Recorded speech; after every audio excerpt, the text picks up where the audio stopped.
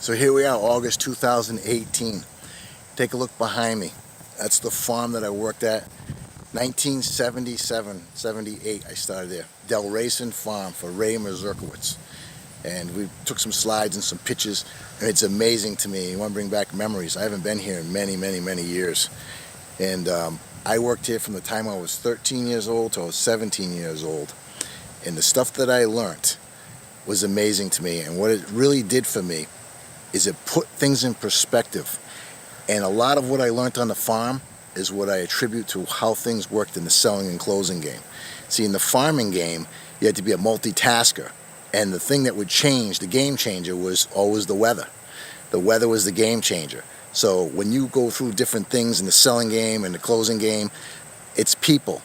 But the game changer is technology. But the reality of the whole thing is people get too caught up in the technology and forget it's the people business.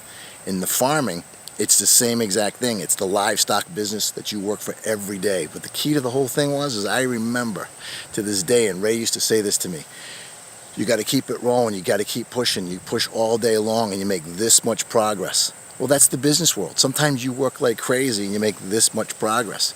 But if you look behind me, it's this whole piece of property used to be what you hayed. Now, I couldn't believe it because I drove up today and it's for sale. You know, the son owns this home here that wasn't here when I was a kid. He gave him this piece of parcel of land, and he built a home here about 20, 25 years ago.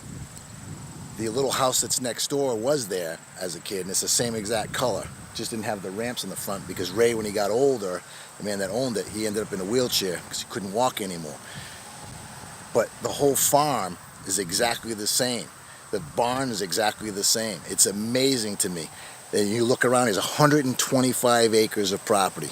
But this antique tractor was next door on the old property. That antique tractor's probably been sitting on this farm for 100 years. That was Ray's grandfather's tractor. So not only his father, who farmed here for years, but Ray's grandfather. So, I mean, it's probably over 100 years that it's been sitting here. 100 years old or thereabouts is forever ago, because when I was a kid coming here at 13, it was rusty sitting next door. And that's 40 years ago, 41 years ago now, and it was here for many, many years before that. It's probably close to 100 years old. I don't know exactly. But the memories, the work ethic, the things that you had to do to make it work on a daily basis. When a piece of farm equipment broke, you just kept on going. It's the same thing in the selling process. When something doesn't go perfect the way you want it to, you just got to keep going. You just got to improvise and move and keep people moving.